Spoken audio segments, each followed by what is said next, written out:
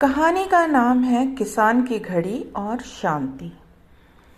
दोस्तों, किसान की घड़ी एक प्रेरणादायक कहानी है। एक गांव में एक किसान रहता था। किसान एक दिन अपने अनाज की कोठी में काम कर रहा था। काम करते करते उसकी घड़ी कहीं खो गई। उसने कुछ देर तक अपनी घड़ी को ढूंढा। घड़ी नहीं मिली।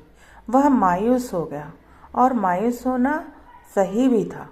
उस घड़ी को किसान के पिताजी ने उपहार स्वरूप दी थी। उस घड़ी से किसान का काफ़ी लगाव था। एक बार फिर अपनी घड़ी को ढूंढने की कोशिश करने लगा। अनाज की कोठी में बहुत देर ढूंढने के बाद भी घड़ी नहीं मिली। हताश होकर कोठी के बाहर आया। उसने देखा बाहर कुछ बच्चे खेल रहे हैं। उसके दिमाग में एक आइडिया चलने लगा। किसान ने सोचा, मैं अकेला अब तक ढूंढ रहा था, क्यों ना इन बच्चों को भी घड़ी ढूंढने में लगा दूं। उसने घड़ी ढूंढने के बदले बच्चों को इनाम देने के लिए कहा। बच्चे इनाम के लालच में तुरंत मान गए। अब सारे बच्चे कोठी के अंदर जाकर घड़ी ढूंढने लगे। बच्चे जितना ढूंढ सकते थे उन्होंने ढूंढा, पर घड़ी नहीं मिली। बच्चे थक चुके थे, उन्होंने हार मान ली। किसान भी अब थका और हारा महसूस कर रहा था। बच्चों के जाने के बाद वह हताश और परेशान बैठा था। कुछ देर बाद एक बच्चा वापस आया। आकर किसान से बोला, क्या मैं फिर से घड़ी ढूंढ सकता हूँ? किसान ने कहा, ठीक है।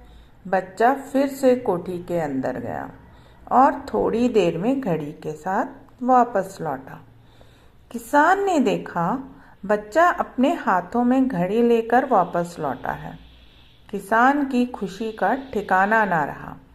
किसान को कुछ समझ नहीं आ रहा था।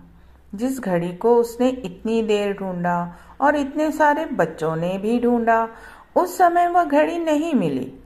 अब कैसे मिल गई? उसने बच्चे से पूछा, तुम्हें यह घड़ी कैसे मिली? बच्चे ने कहा, कोठी के अंदर जाकर वह एक जगह पर खड़ा हो गया और शांत वातावरण में घड़ी की टिक टिक सुनाई पड़ रही थी। मैंने घड़ी की टिक टिक की आवाज़ की दिशा में ढूंढना चालू किया और घड़ी मिल गई। किसान ने बच्चे को पुरस्कार दिया और हृदय से आभार व्यक्त किया। अब किसान खुश था, क्योंकि उसे उसकी घड़ी मिल चुकी थी।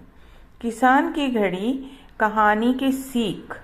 इस कहानी से हमें यह सीख मिलती है कि शांति हमारी सफलता के लिए ज़रूरी है। शांत चित्त रहकर ही हम सफल हो सकते हैं।